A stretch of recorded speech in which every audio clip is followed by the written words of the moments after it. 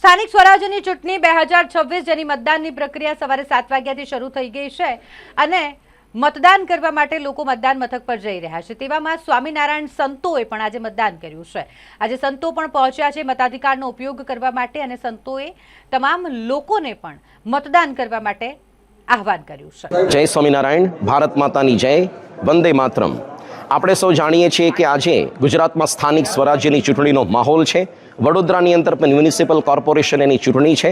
એ જે આટલે વહેલી સવારે જ BAPS શ્રી સ્વામિનારાયણ મંદિર અટલાદરા વડોદરાના 50થી વધારે સંતો મતદાન મથક પર ઉપસ્થિત થયા છે।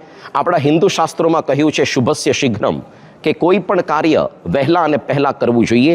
તે ન્યાયે આજે સૌથી પહેલું મહાશુભ કાર્ય ઠાકોરજીના દર્શન કરીને અલ્પાહાર પૂર્વે જ 50થી વધારે સંતો મતદાનનું બીજું પવિત્ર કાર્ય કરવા માટે ઉપસ્થિત થયા છે।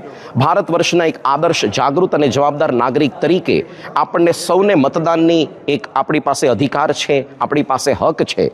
તેનો યથાયોગ્ય ઉપયોગ કરીને લોકશાહીને આપણે મજબૂત કરીએ।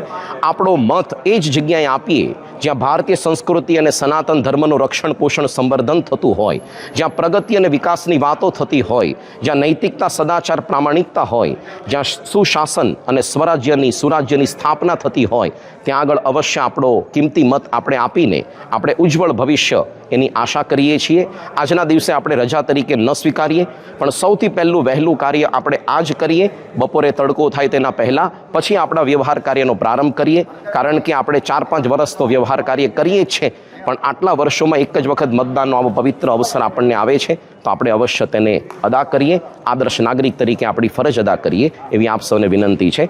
જય સ્વામિનારાયણ, વંદે માતરમ, ભારત માતાની જય।